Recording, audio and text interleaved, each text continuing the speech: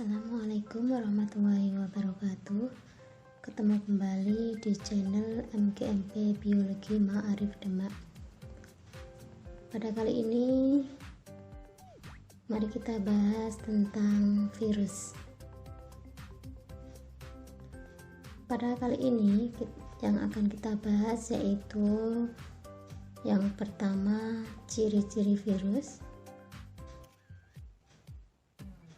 Kedua, struktur tubuh virus. Ketiga, cara hidup dan reproduksi virus. Yang keempat, peranan virus dalam kehidupan. Dan yang kelima adalah pencegahan serta pengobatan infeksi virus. Baiklah, kita bahas satu persatu. Yang pertama adalah ciri-ciri virus. Virus mempunyai ciri-ciri, diantaranya adalah yang pertama, tidak memiliki bentuk sel atau biasa disebut dengan aseluler. Ciri yang kedua yaitu berukuran antara 20 sampai 300 mm. Yang ketiga, hanya memiliki satu macam asam nukleat saja, yaitu ADN atau ARN saja. 4. Berupa kristal jika berada di alam bebas dengan bentuk batang, bulat, oval, filamen atau benang, polihedral, dan bentuk seperti huruf T. Yang kelima, tubuhnya tersusun atas kepala kulit selubung atau biasa disebut kapsid yang berisi ADN atau ARN saja dan serabut ekor.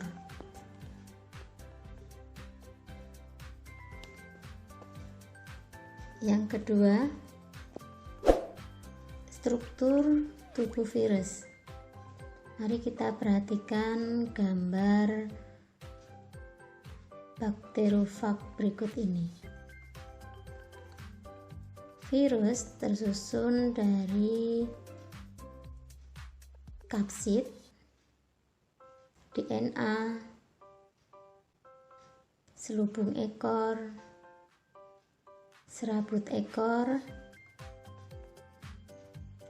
lempeng dasar, dan jarum penusuk.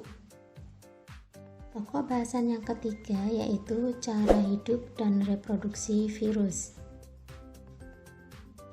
Virus berkembang biak dengan cara replikasi atau perbanyakan diri di dalam sel inang. Dalam replikasi virus ada 5 tahapan, yaitu 1. Adsorpsi, 2. Penetrasi, 3. Sintesis atau eklivase, 4. Pematangan, dan yang terakhir yaitu lisis. Mari kita perhatikan bagan reproduksi bakterofag dengan siklus litik dan lisogenik berikut. Siklus litik melalui 4 tahapan. Yang pertama adalah tahap pelekatan, di mana fag melekat pada suatu bakteri.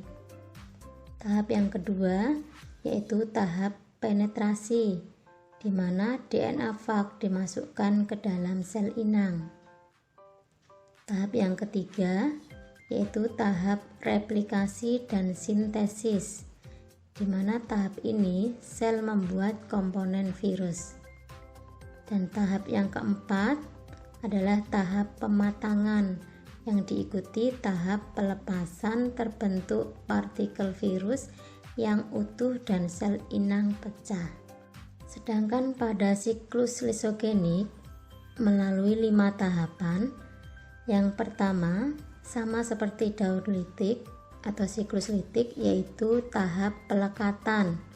Yang kedua tahap penetrasi, dan yang ketiga DNA fag disisipkan pada kromosom sel bakteri. Tahap yang keempat, kromosom yang telah tersisipi profag mengadakan replikasi yang terjadi terus-menerus selama ada pembelahan sel. Dan tahap yang terakhir, yang kelima, yaitu pada kasus yang jarang terjadi, profag dapat memisahkan diri dari kromosom sel bakteri untuk memasuki siklus litik. Pokok bahasan yang keempat yaitu peranan virus dalam kehidupan. Virus mempunyai dua peranan dalam kehidupan, yaitu dapat menguntungkan bagi kehidupan dan dapat merugikan bagi kehidupan. Mari kita bahas satu persatu. Peranan virus yang menguntungkan yang pertama adalah dalam teknologi rekayasa genetika atau manipulasi informasi genetik, contohnya adalah untuk terapi gen. Yang kedua, dapat pembuatan vaksin protein. Yang ketiga, untuk pengobatan secara biologis, yaitu dengan melemahkan atau membunuh bakteri, jamur, atau protozoa yang bersifat patogen. Peranan yang menguntungkan yang berikutnya yaitu bisa sebagai pemberantasan serangga atau hama.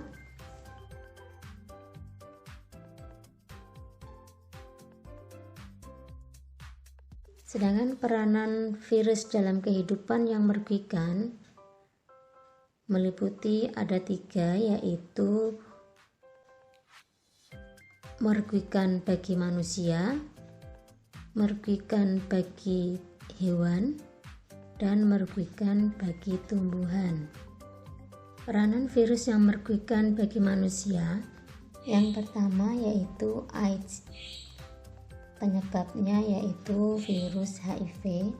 Yang kedua, hepatitis disebabkan oleh virus hepatitis. Yang ketiga, demam berdarah disebabkan oleh virus dagu. 4. SARS disebabkan oleh virus corona. 5. Influenza disebabkan oleh virus orthomyxovirus. 6. Penyakit gondong disebabkan oleh paramyxovirus. 7. Herpes disebabkan oleh virus herpes. 8. Campak disebabkan oleh virus campak. 9. Polio disebabkan oleh virus polio. 10. Cacar disebabkan oleh herpes virus varicella.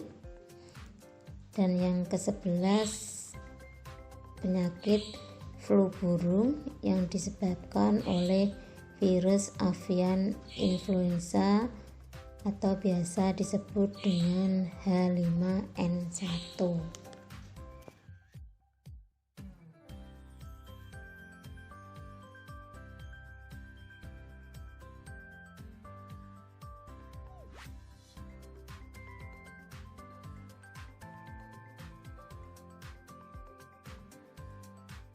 Peranan virus yang merugikan bagi hewan yang pertama adalah rhabdovirus, penyebab penyakit rabies pada anjing, kucing, dan monyet.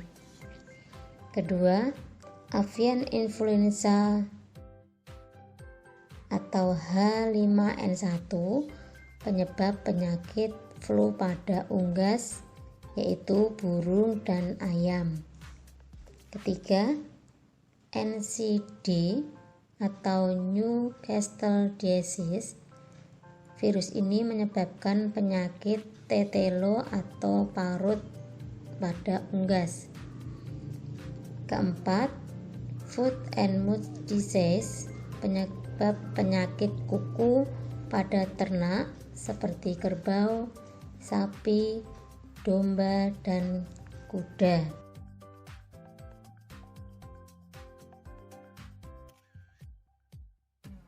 Berikutnya adalah peranan virus yang merugikan bagi tumbuhan.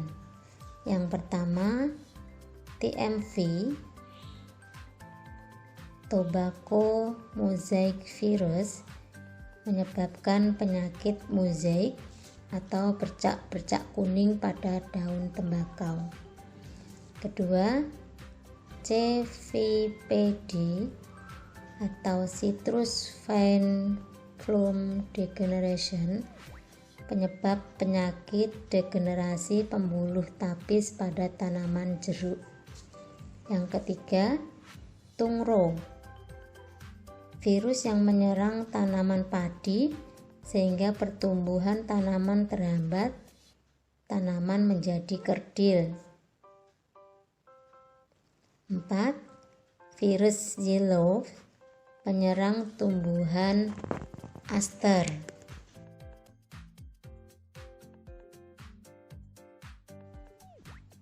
Pokok bahasan yang berikutnya adalah pencegahan dan pengobatan infeksi virus. Pencegahan dan pengobatan infeksi virus dapat dicegah dengan vaksin virus. Vaksin virus terdapat dua jenis, yaitu vaksin virus mati dan vaksin virus hidup yang dilemahkan. Mari kita lihat tabel berikut. Pada tabel terdapat 4 kolom, yaitu penyakit, sumber vaksin, kondisi virus, dan cara pemberian. Yang pertama adalah poliomyelitis. Sumber vaksinnya adalah biakan jaringan, yaitu ginjal monyet, sel diploid manusia. Kondisi virus dilemahkan. Cara pemberiannya yaitu dengan mulut atau oral. Yang kedua, penyakit campak. Sumber vaksinnya biakan jaringan embrio ayam. Kondisi virus dilemahkan. Cara pemberian subkutan atau injeksi. Penyakit ketiga, gondong. Biakan jaringan embrio ayam, dilemahkan, subkontan atau injeksi. Penyakit rubella, sumber vaksinnya biakan jaringan bebek, kelinci, sel diploid manusia. Kondisi virus dilemahkan. Cara pemberiannya dengan subkontan atau injeksi. Berikutnya adalah penyakit cacar. Sumber vaksin biakan jaringan pada limfa anak sapi atau domba. Kondisi virus vaksin hidup. Cara pemberian intradermal, tekanan dan tusukan berkali-kali pada kulit. Penyakit berikutnya adalah influenza. Sumber vaksin bentuk yang dimurnikan atau subunit cairan allantois embrio ayam. Kondisi virus dimatikan. Cara pemberiannya dengan subkontan atau intradermal injeksi. Dan yang terakhir adalah rabies. Sumber vaksin embrio bebek atau sel diploid manusia. Kondisi virus dimatikan. Cara pemberiannya dengan subkontan atau injeksi. Demikian pembahasan tentang virus. Sampai ketemu di kesempatan yang akan datang. Cukup sekian, jangan lupa subscribe dan like-nya. Assalamualaikum warahmatullahi wabarakatuh.